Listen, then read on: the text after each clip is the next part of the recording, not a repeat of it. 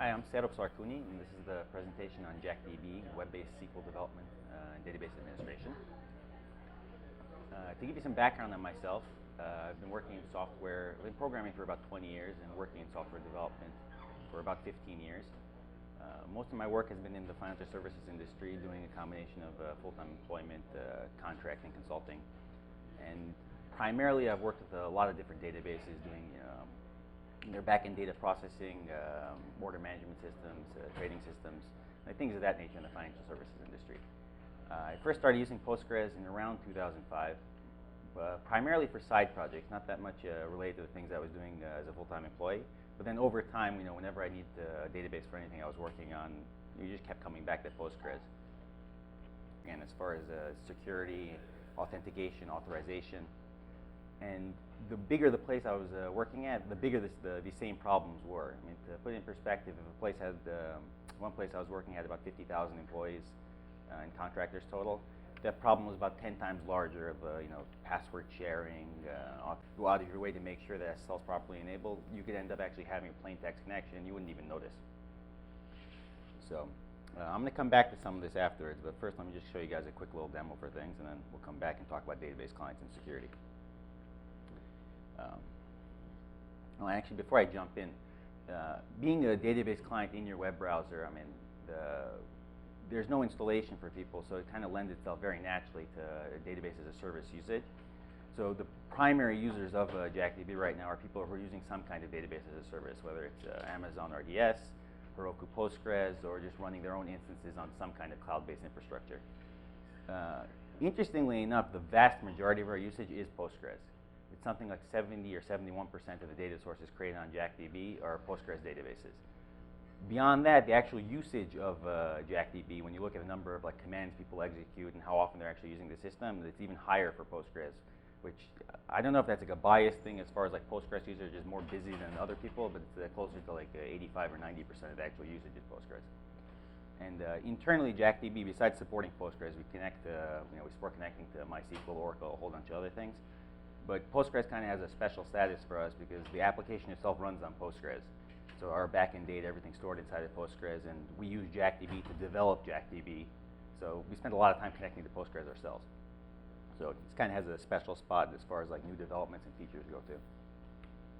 So let me just jump out for a second.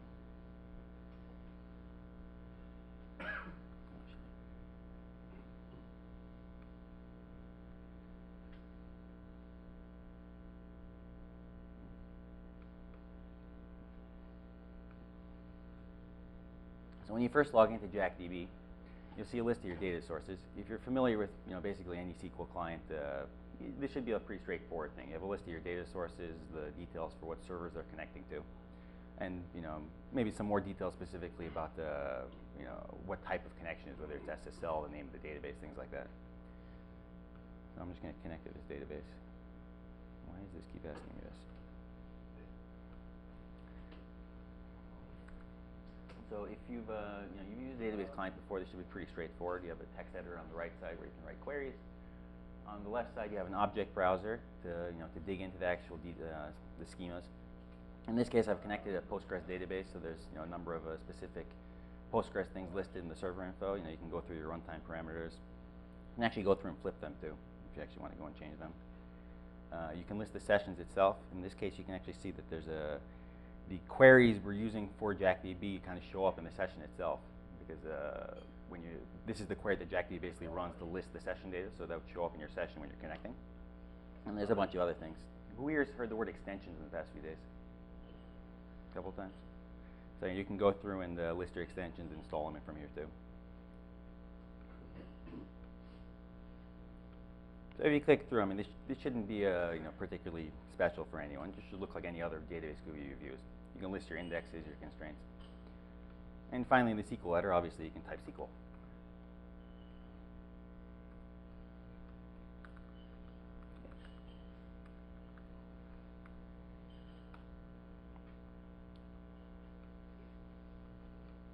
So one thing that's cool here is the result sets that come back. It doesn't actually fetch everything immediately. It actually is a scrolling result set. So even though this is all happening asynchronously in the browser, it doesn't continue fetching rows until you ask for the rows.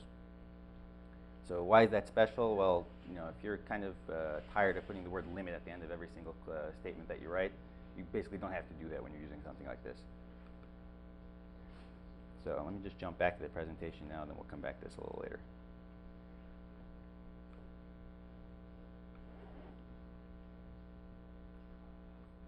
So as far as database clients go, there's really there's three main types. So you have your command line interfaces, which there's really only one. It's PSQL. Then you have graphical user interfaces, so your PGAdmin, Navicat, Oracle SQL Developer, Deorbis, and there's tons and tons of those. And then there's a handful of web-based administration tools. You're probably familiar with the PHP PGAdmin. There's another one called AdMiner, which is I think like a newer version of the same idea, basically. Besides, there's open source tools, there's proprietary tools. There's a lot of tools.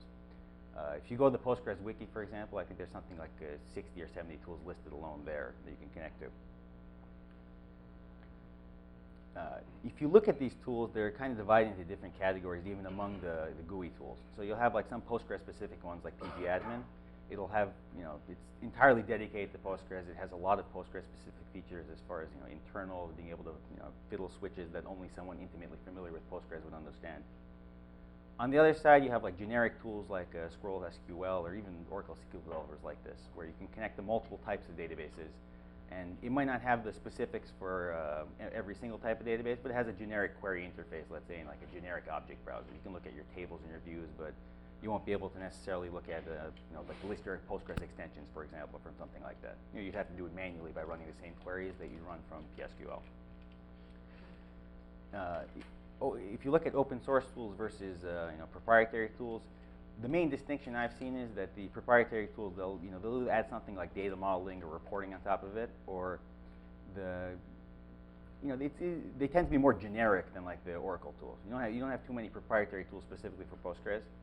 You do more for some other databases, but in general, like the GUI tools themselves, they'll have like a generic interface, and they all have a schema browser, they all have a query editor, and they all have a data grid in some manner. Whether or not that's a scrolling data grid, or whether or not it's a static one, whether your schema browser is like Postgres specific, things like that, it varies from tool to tool, obviously, but at that level, it's all basically the same thing. Just show of hands, who uses PSQL here? All right, obviously. And why does everyone use PSQL? Because it's the command line tool for Postgres. It's actually a really good command line tool. If you like doing things from the command line, it's awesome. You have a full command history. You can pipe the output. It's really good for scripting. It ties in with your favorite editor. I mean, you can use it with like VI, Nano, Emacs, even like Sublime. If you're used to using a command line, it is a fantastic tool. Me personally, I use it all the time just for for automating things, for scripting things. But being realistic about things, it's not for everybody. If you're coming from more of like a DBA or a system admin background, it's very natural to use command line tools like that because it's your bread and butter every day. You're secure shelling at some server, you're using PSQL, you're using some other command line tool. But for a normal person doing data research or someone coming from more of an app dev background, it's not exactly the first thing that they think about when they want to connect to something. People are used to using GUIs. And that's why we ended up with like 65, 70 GUIs on the Postgres wiki, because people want to use them. If you look at the web-based administration tools like PHP PGAdmin, for example, generally they have a more limited interface. So you'll be able to browse through your object. In the case of PHP PGAdmin, it does have quite a bit of Postgres-specific features in there as well. But you wouldn't really consider it to be a full-fledged query editor the way that more of like a desktop GUI would be. If you're running a query, you'll just get you might be able to page through the results, but it's not necessarily going to have like a scrolling result set and all those fancy features that you see in a full desktop. And one other problem with them is you can't necessarily install them on cloud-based services. So if you're using like a cloud-hosted database, you'd have to have your web-based admin tool running somewhere else, which is kind of contrary to the whole idea of hey, just take this PHP file, install it in Apache or Nginx or something like that, and you're good to go. So it's in modern times, as people move into the cloud, it kind of becomes not as useful. Although there still is a lot of use case for things like this. If you're doing a consulting project, for example, I know a lot of people that would deploy something like this, just to be able to have it's like a remote tool to be able to get in if they don't have SSH access, for example, to the box that they're deploying something. So coming back to desktop GUIs themselves, there tends to be a lot of problems shared across all of them. So in a somewhat particular order. You have first off, you have firewalls. Having worked in a number of places which have really, really strict firewall requirements, I can say that they become a real pain after a while. And after a while is actually like the first day you start dealing with them. When you have to, the analogy I usually use for something like this is that, in the beginning it looks really nice where you have like one line going from your app to your database, and you have another line going from your app to your database, another app, another database, another app, another database, and then you start looking and the inside of this just looks like spaghetti afterwards because you have all these holes punched in between. Another problem with desktop GUIs is that you're logging in from your desktop. So generally that means that you have some way of authenticating yourself against the database. You need some way to prove who you're you. So usually that means like a username and a password. Now, generally the problem when you give people usernames and passwords is they have this tendency of giving them to other people as well, which, it's not necessarily something malicious. You have a new guy on your team, he's getting up to speed. Instead of filling out the TPS form XYZ, you say, hey, here's the ID we use to log into the database. You're good to go. You can go debug this, whatever it is. But obviously that leads to a lot of issues because when someone does run something, since you're all using the same credentials, you can't really tell who ran what. So in the case of like Postgres Postgres actually has some interesting things I'll talk about afterwards, to mitigate this a bit. But if people are logging in using the same ID with the same credentials, you can't really tell who's who. I mean, maybe you could look at the IP address afterwards, but it takes a bit of digging, and if you're using a NAT in between, it kind of doesn't really work at all. Another big thing here is encryption, and specifically SSL. So most clients and servers support SSL. I mean, this is for databases in general, not just Postgres. In the case of Postgres, I'll go into a bit more detail in a bit, but it's generally optional on the server, and it's up to the client to decide if they're going to use it. Now, most database clients like PSQL, pgadmin, and just about everything else I've seen will default to using SSL, but it's not what you think it is. To really use SSL, you have to be able to authenticate the other side to make sure that who you're connecting to is who you think you're connecting to. And the general consensus is that people just don't do that. And we'll get into that in a bit too. And finally, as far as GUIs go, when you're first getting started, if you come from a technical background of like installing databases, handling networking, installing operating systems, things like that, you probably glance over like all the configuration steps you have to do as far as like changing the listen address, editing pghpa.conf, making sure your firewall ports are open, making sure that you have proper DNS, things like that. And then when you get to finally setting up your GUI, it's like second nature to you. You just copy out, put the host name here, put the port here. This is the default 5432. If you're not coming from that background, though, if you've ever actually watched someone who doesn't have like a sysadmin or a DBA background trying to set this stuff up, it's really difficult. Unless you have like a pictorial screen saying, copy this here, this is what you're going to do, like individual instructions. People really do struggle with things like this. And it's a turnoff, because when you want to start using, if you have this new database, you want to go query something, you want to get started on development for something, if the guy has to wait like half an hour just to figure out how to connect it, he's not going to blame himself. He's going to blame like, oh, this thing's it's difficult to connect to. So, some of the ways you can fix these, when I say fix, like possible solutions for these problems is, giving individual usernames and passwords to everybody. A number of places I've worked, they try doing this. It still doesn't work, because people still end up sharing them. And the other thing is, in the modern environment with the cloud-based databases as a service, this isn't necessarily feasible either, because when you're provisioning a database, a lot of times you just provision a single set of credentials for that database. You can go set it up yourself afterwards, but if you already have your application set up with a user ID and a specific password, then you have to handle grants and things yourself afterwards, which again, it's not impossible to do, but if you do this at scale with a lot of application and try to enforce this throughout an organization, it becomes a much larger problem. Another thing that's usually suggested is to use some kind of SSH bastion or proxy to handle the security part of connecting. This using SSH actually handles two things. I mean, for one, it handles the wire line itself. Since you're using SSH, it's the S in SSH is secure shell. So you'd be forwarding your database port over and tunneling through SSH. Yeah, it still has a number of problems though, because you still need individual user IDs. Once you've SSH'd into the server, once you log into the application, you still have to identify yourself as somebody. So Postgres itself has some ways of dealing with this, and that you can have auth maps and say like. You can map Unix users to specific database users or like optional database users, so it does mitigate it a bit. but it's not, I mean, it's not that difficult to set up, but it's not trivial either, and I'm pretty sure most people don't use things like this. If you do, you're the exception, not the rule. And I think I see a couple people smiling. And one other option is centralizing authentication and authorization using something like LDAP or Kerberos. Postgres supports a lot of authentication mechanisms. You know, besides usernames and passwords, you know, there's trust authentication if you're on the box itself, ident authentication. It integrates with a bunch of different external authentication providers. I've seen a couple demos of people using Kerberos with Postgres. It is really cool. Like just Kerberos in general, you know, seeing like the flow of being authorized to, you know, to use the system, like the ticketing and stuff. But again, it is pretty complicated too. You know, most of the demos I've seen, actually I think it's only been 2 demos I've seen of it. But it's a pretty complicated setup, and you know, it's not for the faint of heart to do. If you do get it set up, it's a great system in general, because besides using it for Postgres, you can have a system like that for, you know, multiple things throughout your organization. And you know, even with that, though, you still need to have some kind of individual user IDs or use some kind of auth map to get back to, you know, identify who's who. Because otherwise, if 2 people log in, if they're going to end up going to the same user ID, you know, even if they authenticate like separately, they still end up being the same person. So you can't tell who ran what. Like, hey, who ran that drop table statement? So jumping back to SSL a bit. I'm assuming everyone here is somewhat familiar with SSL. If you've ever bought anything online, if you've ever logged into your bank, well, I'm assuming you guys have done at least one of those 2 things. SSL is actually called TLS. It's transport level security.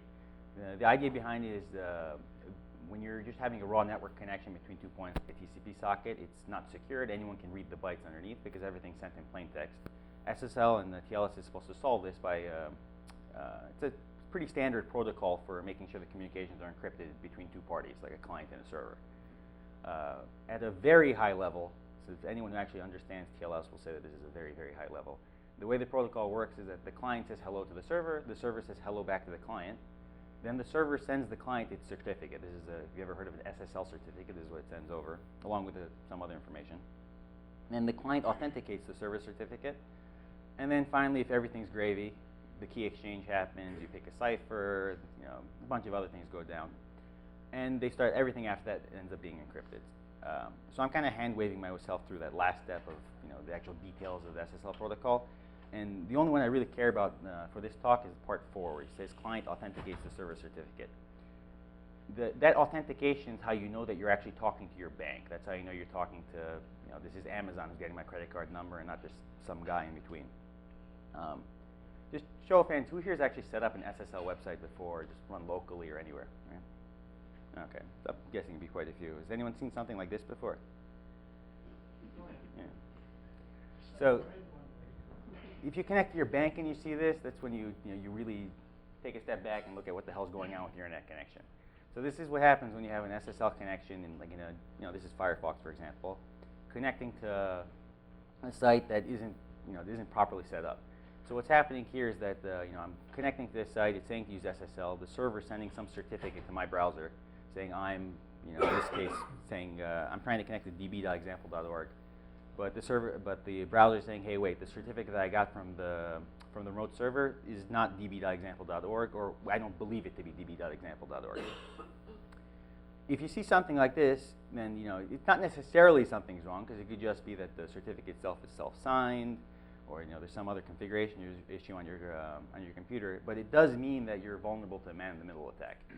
What that means is that if there's someone in between you and this remote server, they would, like, the point of SSL certificate is to be able to authenticate the other side of the connection, to be able to say that this is the server, this is who this is who he says he is, basically. If you don't do that, if you don't have authentication, or the server itself isn't able to be validated, you end up with something like this. So again, in this case, the way it works in HTTP, there's a series of central certificate authorities, like I think was it 20, 30, 40 at this point, I don't know. Maybe it's more than I forget. They grow every day. Yeah. That's a problem. Yeah, that is a pretty big problem, actually, if you're familiar with SSL. Originally it started off, I think there was only one. It was VeriSign. There kept being more and more afterwards. But the basic idea is that they almost act as like a notary. You generate your certificate, you send it to this central certificate authority, and they sign your certificate saying, Sehrope really is Sehrope, or more accurately, JackDB.com is JackDB.com. The way they verify it, it varies from like checking if your email address is correct, like you can just have like admin@whatever-it-is.com, and then there's like more extreme validations where they'll actually come knock on your door and meet you in person to see if you're you. But the general idea for it is like you have some way of verifying this person is that person, and as a user, instead of having to individually check these people, I can just say, hey, I trust that every time VeriSign verifies someone, I'll believe VeriSign. In the case of like Firefox, Safari, Chrome, like people are saying, there's like maybe 100, 200 something certificate authorities at this point. And you can basically get a certificate signed from any one of them and your browser will accept it. If you don't do that, then you end up with something like this. So kind of to recap, if you don't have that authentication step, you're vulnerable to a man-in-the-middle attack. HTTPS solves that by having a series of root certificate authorities that your browser implicitly trusts. So when you connect this site, the way your browser verifies is, hey, VeriSign says this guy's who he says he is, so I'm going to believe him. When you're connecting to a database, though, if you're using SSL, no one really uses the HTTP, like the same trust chain that they use in browsers for databases. I've never actually seen it in practice where someone actually gets a real signed certificate for a database. One reason for that is it'd be pretty expensive, because if you're individually signing certificates for databases, that means you're paying anywhere from like 10 to 100 bucks per SSL certificate. Another side of that is you don't really need to do it either. In the case of something like databases, another like an alternative approach, or just for SSL in general, is to be your own certificate authority. If you create like you create your own signing certificate, and then you, after you've created a self-signed certificate for a particular installation, like for a database, you'll use your signing certificate to sign that. And then if someone wants to verify that this server is who it says he is, they only need that original signing certificate for the verification. If you're trying to set up SSL, it's a lot easier to use these because you only have to deal with one certificate. Instead of having to individually verify the certificates for these remote servers, I only have to deal with one for my whole application, or this whole cloud provider, or this whole platform as a service. And the other advantage for it is if you're dealing with the certificate authority versus the individual certificates, is that if you have failover to multiple servers, each of your servers can have a different certificate and different set of keys, but the validation still only happens at the CA level. So again, this is pretty similar to the way HTTP works too, where you're trusting a root, and he handles delegating the trust down. In the case of Postgres, and honestly, this isn't even that Postgres specific. This slide kind of talks a bit about Postgres, but this is true for just about every database I looked at. If SSL is enabled, it's enabled on the server by default, let's say, but clients still have to do something about it. In case of Postgres, you can actually force people to use SSL as well by having, rather than using host in your DBA.conf, you can put host SSL. But the client still needs to use it.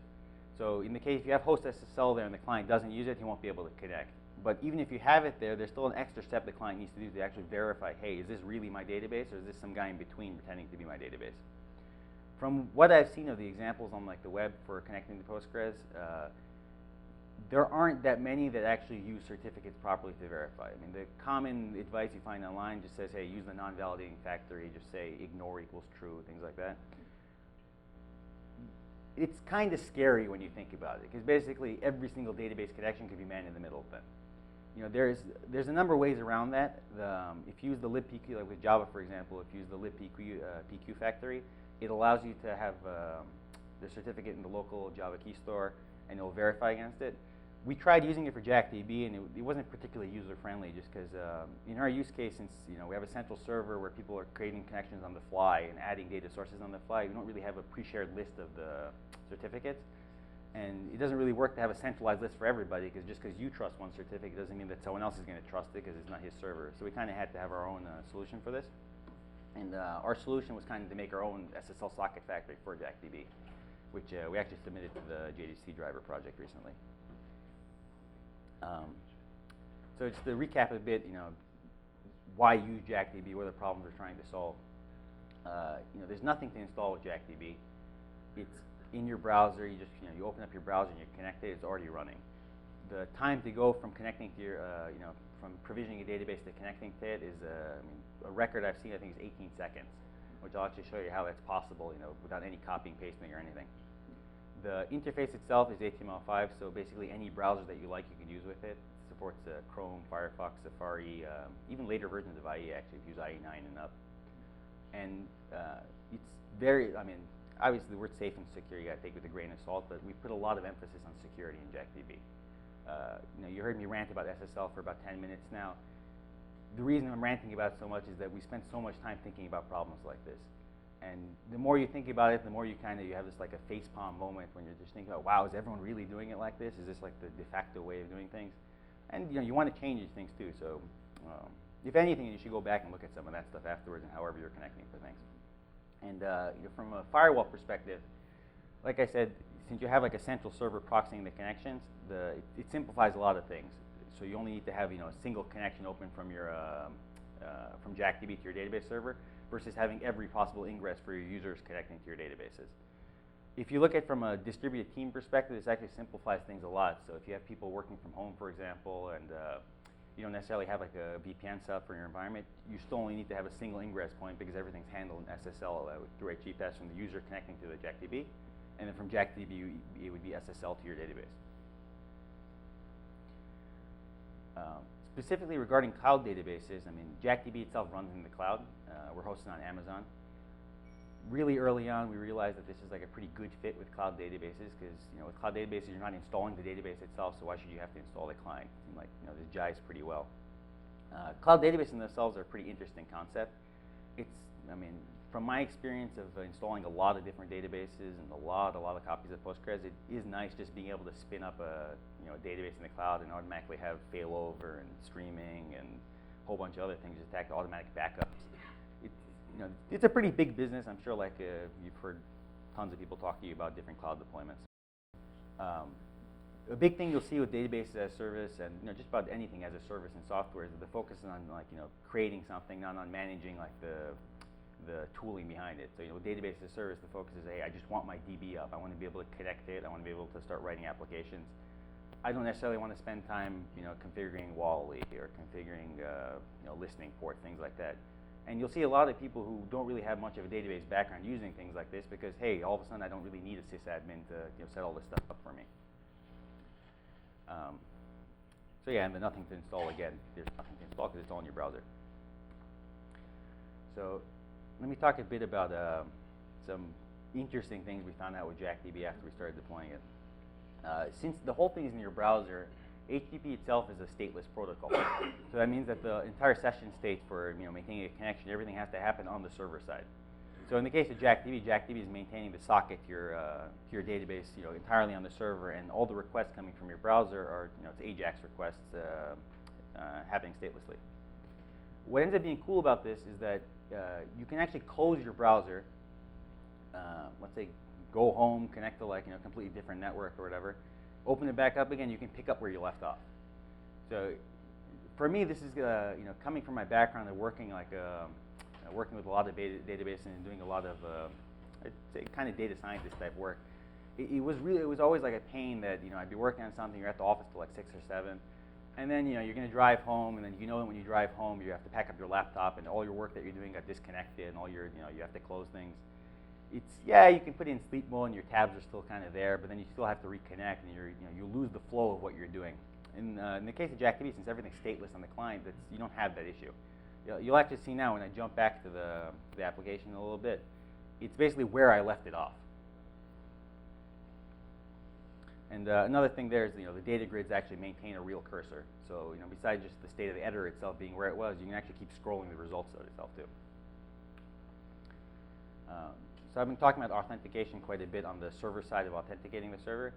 The other piece of it is the authenticating the user itself. So in JackDB, since you have this central server connecting to multiple databases, it allows you to have a single data source, like a single database, whose access is shared among multiple users.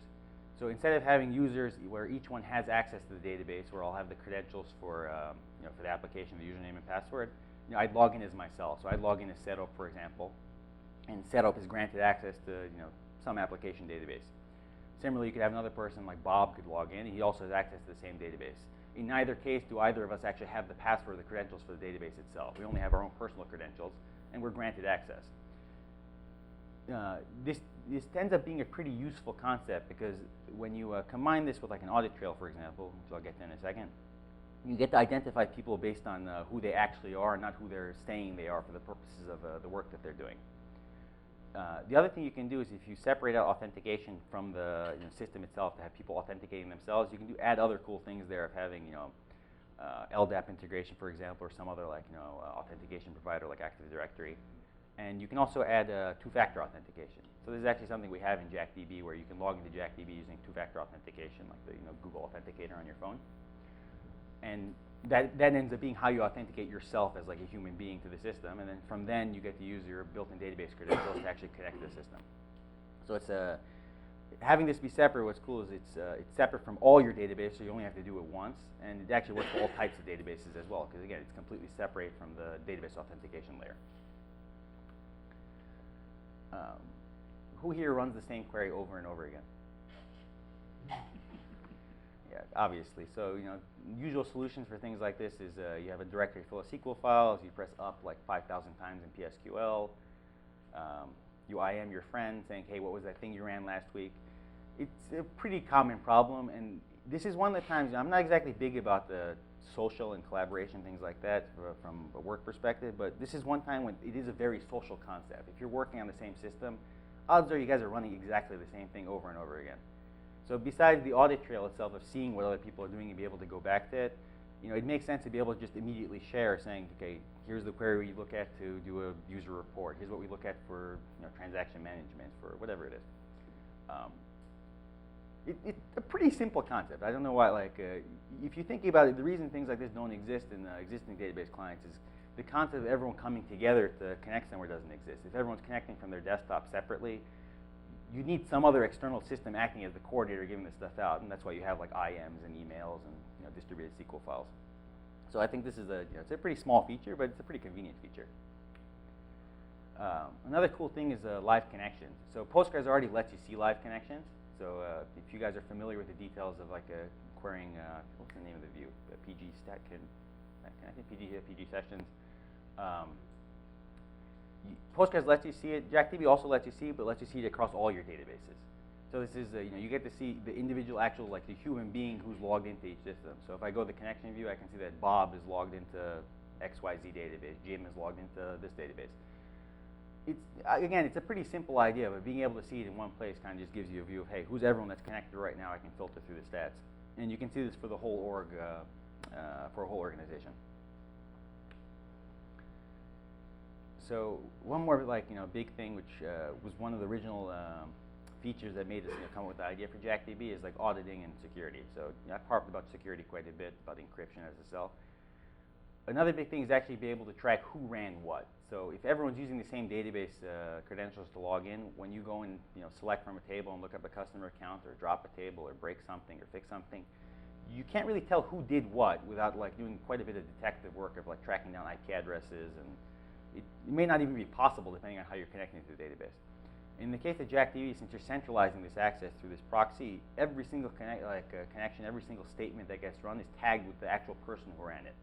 So we know that this happened on database XYZ, and I know Bob ran this query at 2:15 this afternoon. If you've ever worked in a big corporation dealing with SOX compliance or any of those other 3-4 letter acronyms that are really, really annoying to deal with, this can be a real pain come around October, November time. Originally for me, when I was managing a couple of systems and just dealing with reports like that, just answering pretty basic questions like who has access to the system, who logged in and looked at these tables, they're pretty basic questions again, and they're really difficult to answer if you don't have an infrastructure to support it. So again, this is without centralizing, it's very difficult to solve problems like this, at scale for multiple databases.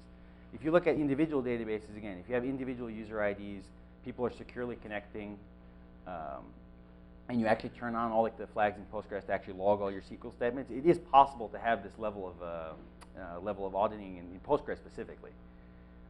The side effect of that, though, is that all your application SQL statements might also be logged. You're going to end up with a lot of log files you still have to aggregate it to.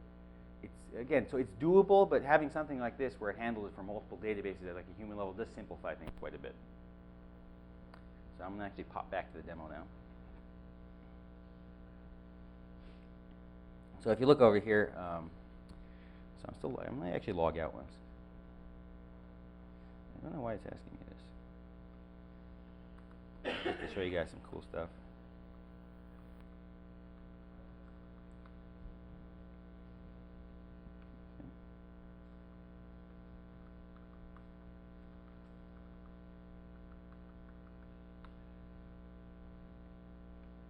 It's getting kind of annoying. So you see, when I log back in now, the first time I came in, it was the data sources view was listed. Now when I log back in, this is my connection view. So this is actually the default view. This is my existing connection, which I opened 31 minutes ago.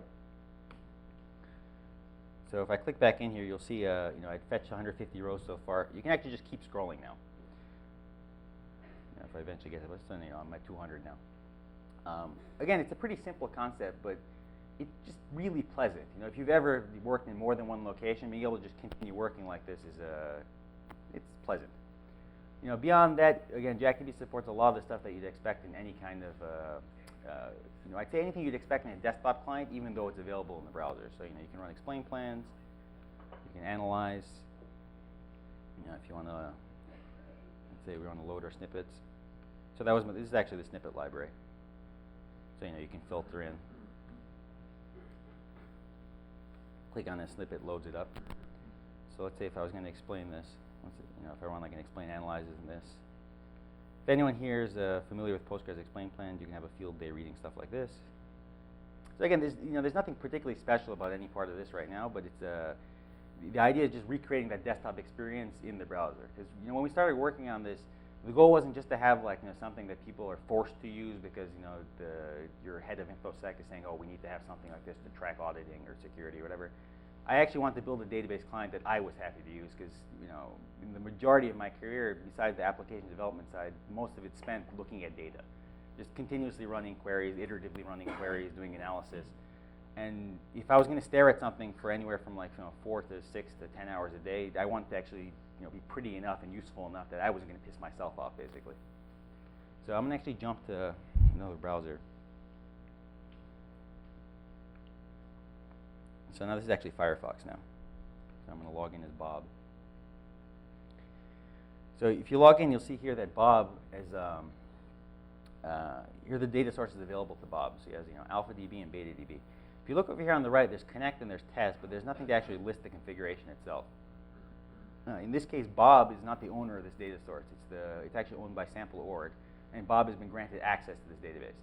So if you look here, Bob can connect to the database. It's actually the same database as the other one. He can load like a query. He can start running things. From Bob's perspective, he's able to log in without actually doing any authentication besides his individual user ID. So he's only just logged in as Bob, and now he has access. Similarly, I could go over to Safari, do the same thing.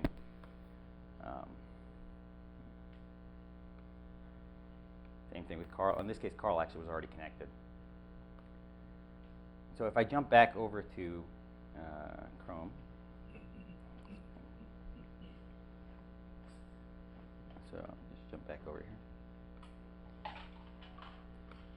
So if you go to this organization view, you see here Alice is actually the owner of the organization. So you see the sample org here. If I click on the org,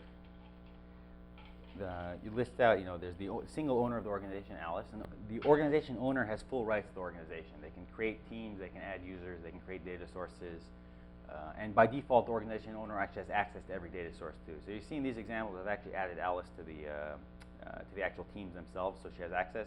In reality, that's not necessary because as the org owner, you implicitly have access to everything already. So if I go to teams here, for example, you can see, just click allow it. You see Alice and Bob are members of this team, for example. Maybe a dev team. Similarly, you could have a QA team. This one has 3 members, Alex, Bob, and Carl. The data sources themselves, you see here, we have the 2 data sources listed. These are both owned by the organization, not by Alice.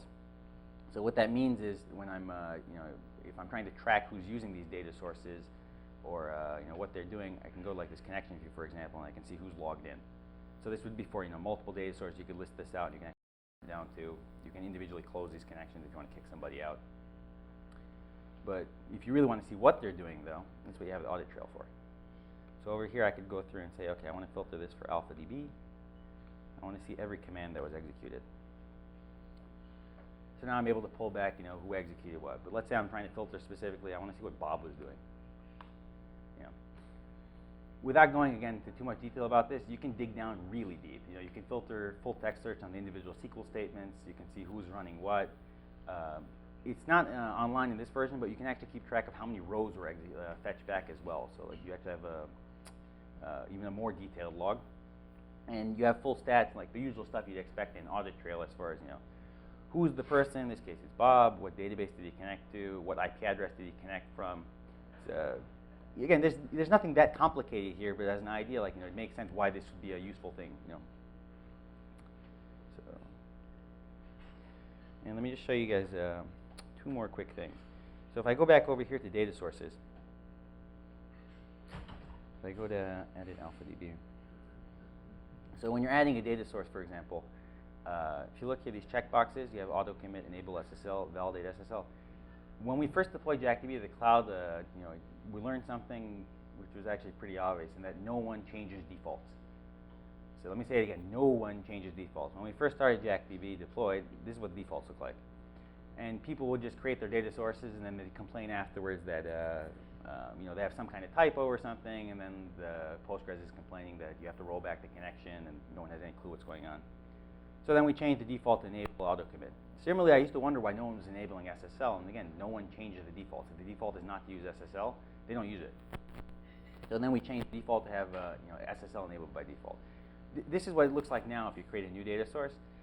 The problem with this, though, is this is as far as you can get for a default configuration. If you're going to actually do the stuff I was talking about before of you know, actually validating the remote server certificate, you know, you'd have to check one more box, which we don't do automatically, just because from a user experience perspective, you have to know what you're doing to do this step. It's not that complicated, but you have to go out of your way.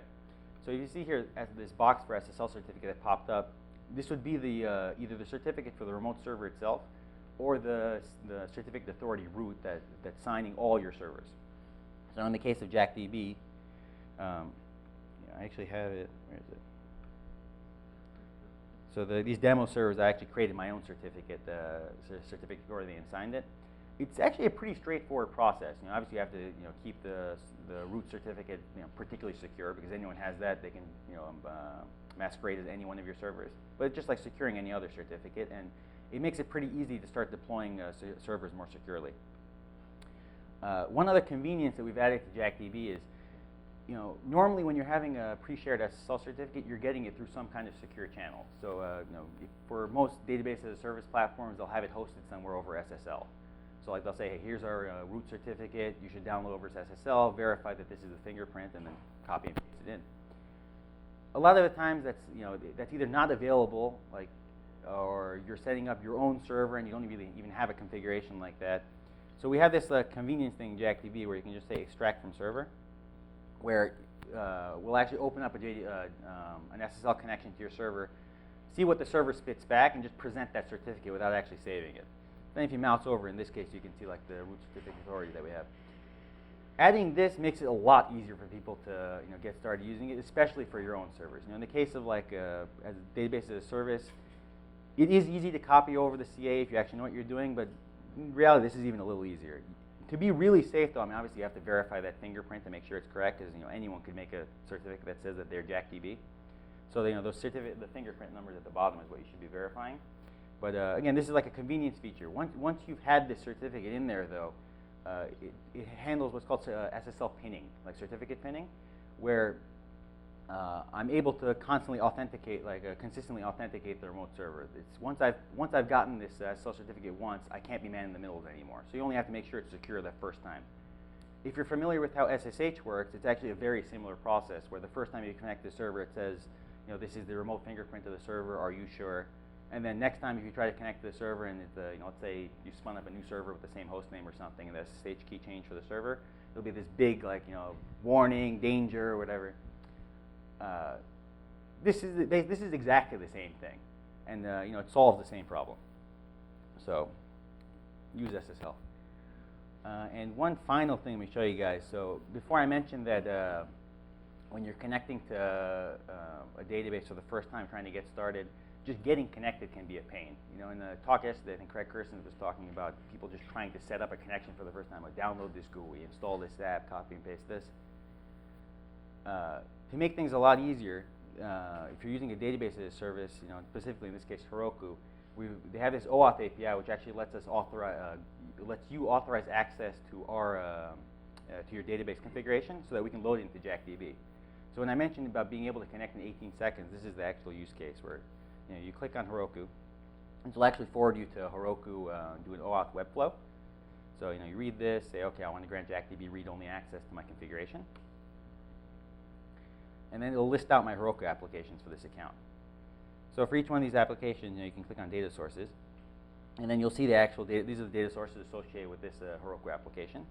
And then I can either edit it to actually go in and change the configuration itself, or I can just connect.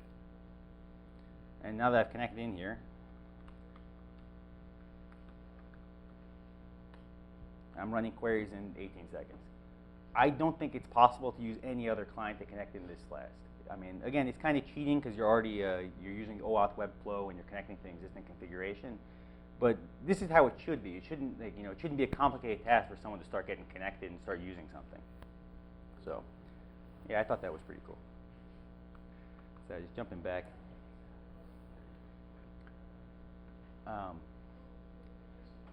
One final point I kind of want to make about this is, I mean, I particularly like SQL. I've used it a lot. There's a lot of people that don't like it, but I do. It's not necessarily the most beautiful language, but it's really expressive for for analyzing data, for querying data. More and more, you see people using SQL that you wouldn't really expect to be using SQL.